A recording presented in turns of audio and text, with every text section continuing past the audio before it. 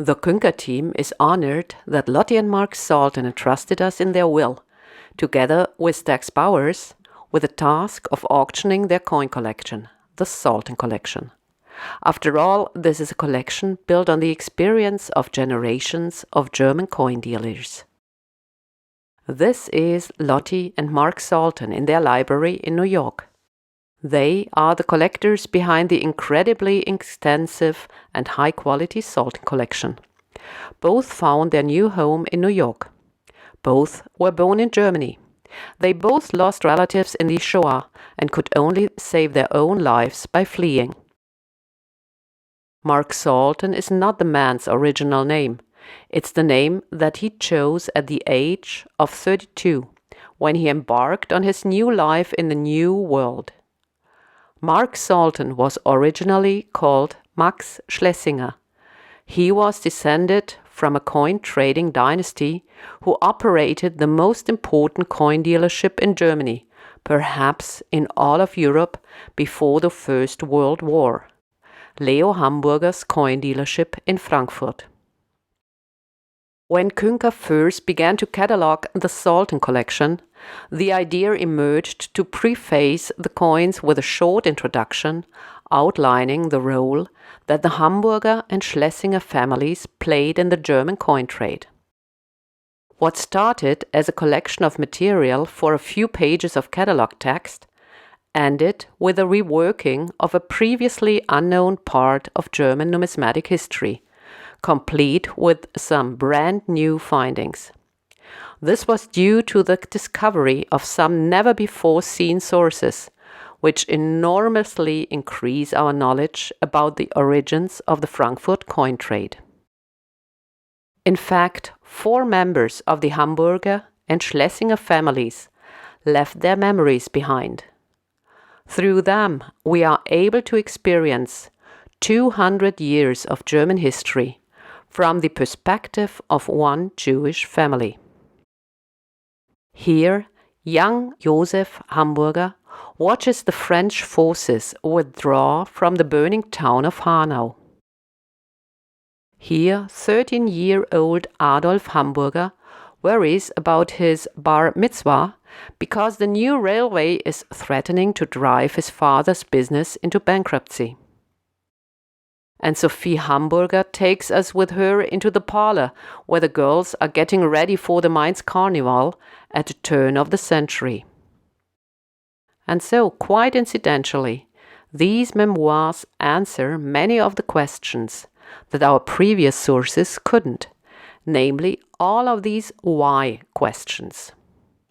Why did Leo Hamburger found his coin dealership in 1864? Where did he get his numismatic education? Why did he bring Felix Schlesinger into the company? And why didn't Felix Schlesinger stay in Frankfurt after the First World War, but rather founded his own coin dealership in Berlin? These memoirs enable us to reconstruct the history of the Hamburger Schlesinger coin trading dynasty. We have written a publication dedicated to it. It was sent to all Künker customers together with the catalogs for the spring 2022 auctions.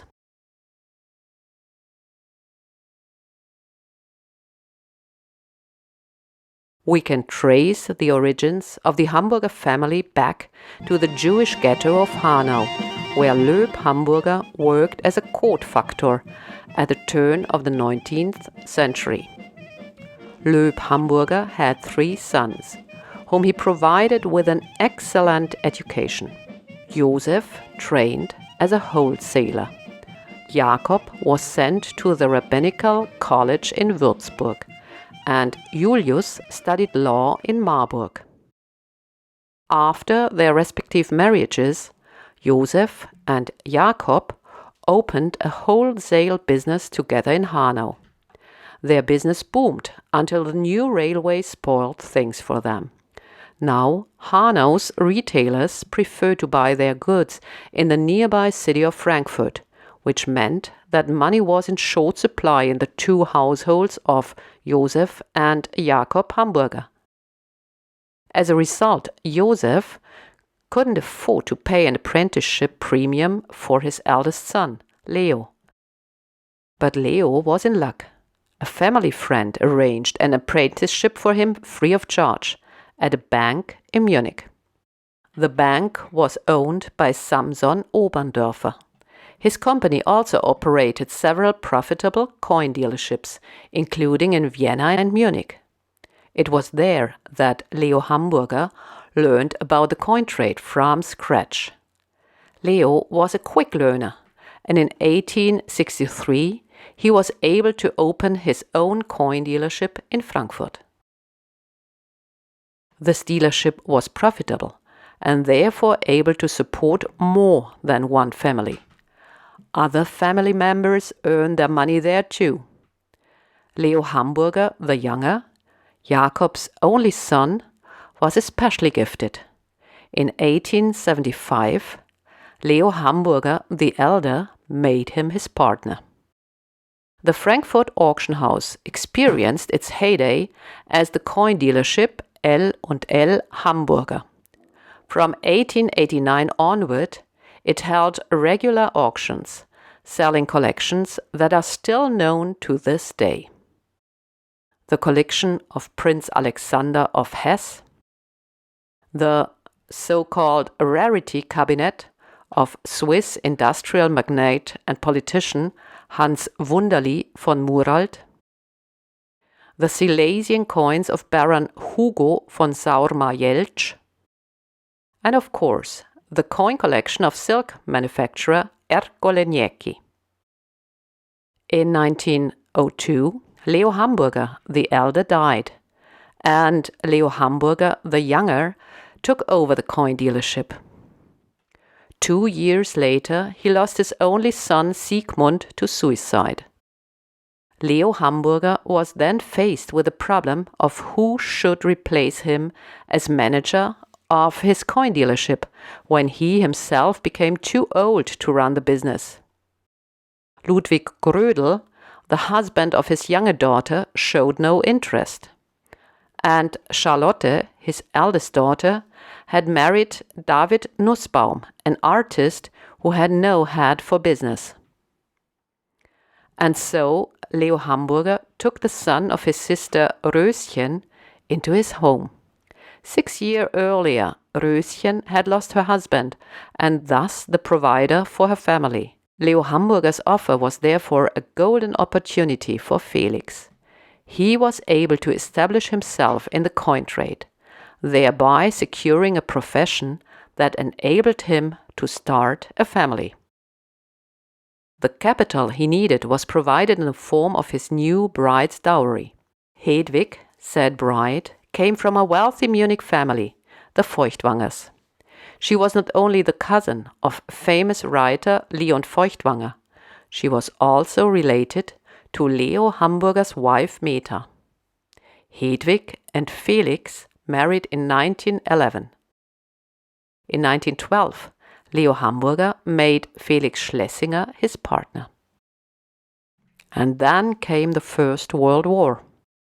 Mitten im Frieden überfällt uns der Feind. Darum auf zu den Waffen. Felix was there from the day one as a reserve non-commissioned officer. He was wounded, buried alive, and awarded the Iron Cross. But while Felix was away fighting on the front line, his uncle Leo was bringing the business to ruin. By this point, he was in his 70s and, like many German business owners, by the way, unable to respond adequately to the inflation. When the Reichsmark was introduced on November 15, 1923, all the capital had been swallowed up.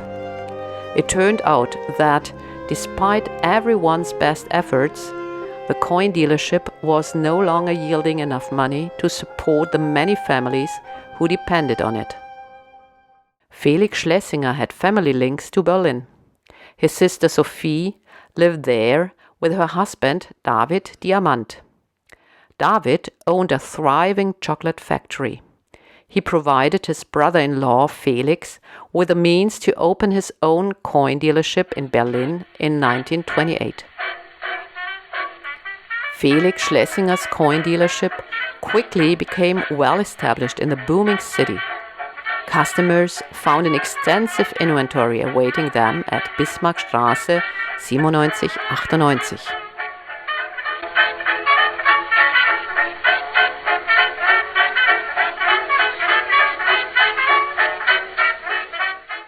This dealership also held important auctions. The names Edmund Nordheim and Richard Gettens are still well known among coin collectors today. But what made Felix Schlesinger famous were these sales of the coins and medals from the Hermitage, which were brought in by representatives of the Soviet Union between 1933 and 1935. At this point, Adolf Hitler was already Reich Chancellor. Felix Schlesinger, like all German Jews, was confronted with one anti-Semitic law after another. At first, these laws only had a minimal impact on his business, because as an international coin dealer, Felix was securing some much-needed foreign currency for Germany. But soon afterwards, all Jewish art and coin dealers were threatened with a professional ban, with effect from September 30, 1936. For that reason, Felix and Hedwig Schlesinger decided to emigrate to Amsterdam, along with their sons Max and Paul, before it came into force. Once there, they established a new, far more modest coin dealership at Prinsengracht 701. Thanks to Felix Schlesinger's large customer base in Scandinavia, he was able to hold his first auction as early as October 1937. His son Max, now 22 years old, opened his own coin dealership at Leitschekade 83.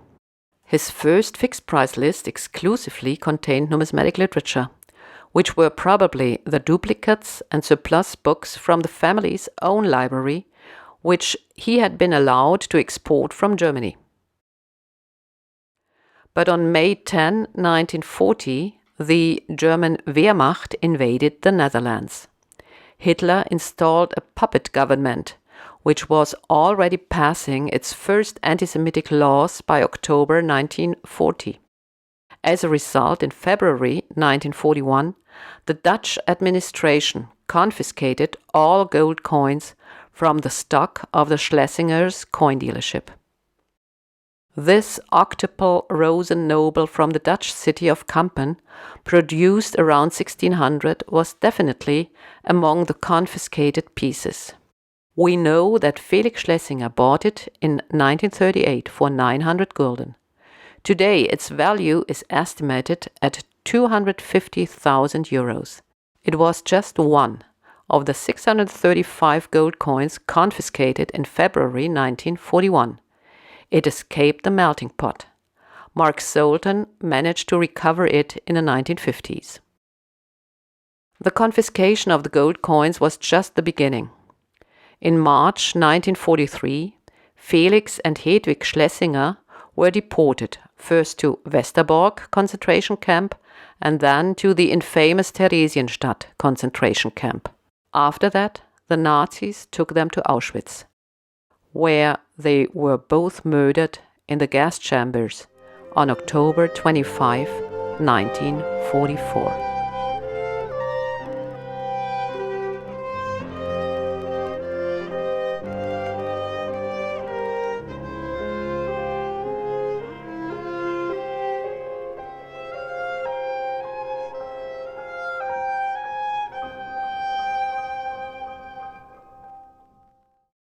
The Reich Commissariat for the occupied Dutch territories confiscated all of their possessions. This is evidenced, among other things, by the meticulous list of all the books seized by the Sonderstabbibliotheken, a special unit for libraries, under Reichsleiter Rosenberg, to be transported to the collection point in Ratibor. Max managed to escape from Amsterdam, after which he made the perilous journey through occupied and free France to northern Spain. Once there, he surrendered himself to the authorities, who imprisoned him in the concentration camp of Miranda de Ebro.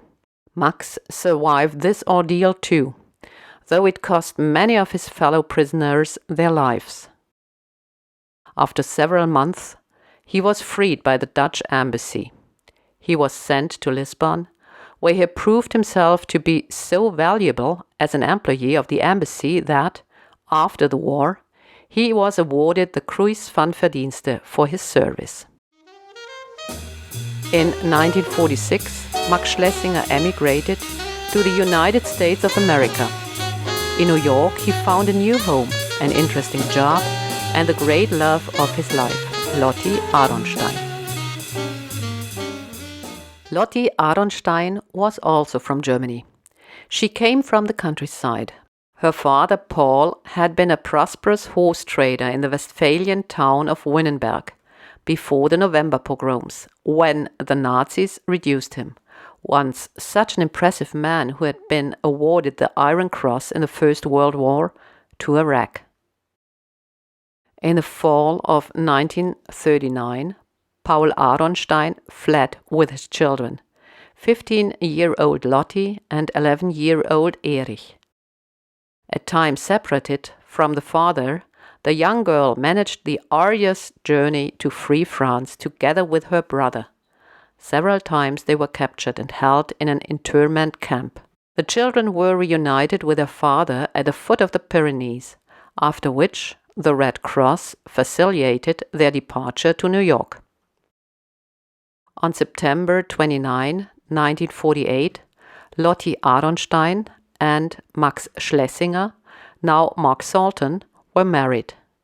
Mark Salton found work at manufacturer Hanover Trust Company. In the early years, Lotti Aronstein and Mark Salton earned some extra income by buying and selling coins. Only a few copies of their stock lists are still preserved today.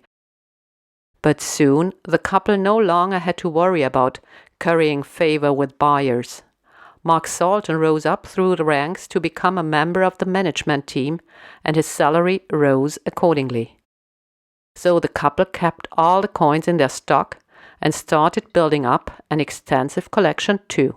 These coins, compiled by Lotti and Mark Salton, the Salton collection, will be sold by Stax Bowers and Künker in a total of 6 auctions.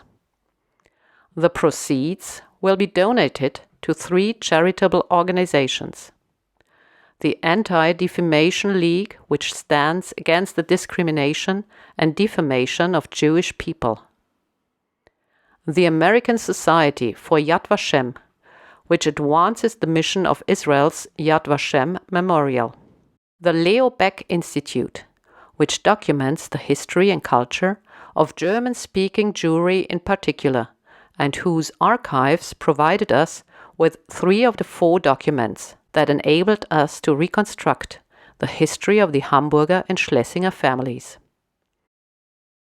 We hope we've piqued your curiosity a little. If you'd like to know more, we recommend reading our detailed brochure. And of course, it would be wonderful to see you at the auctions.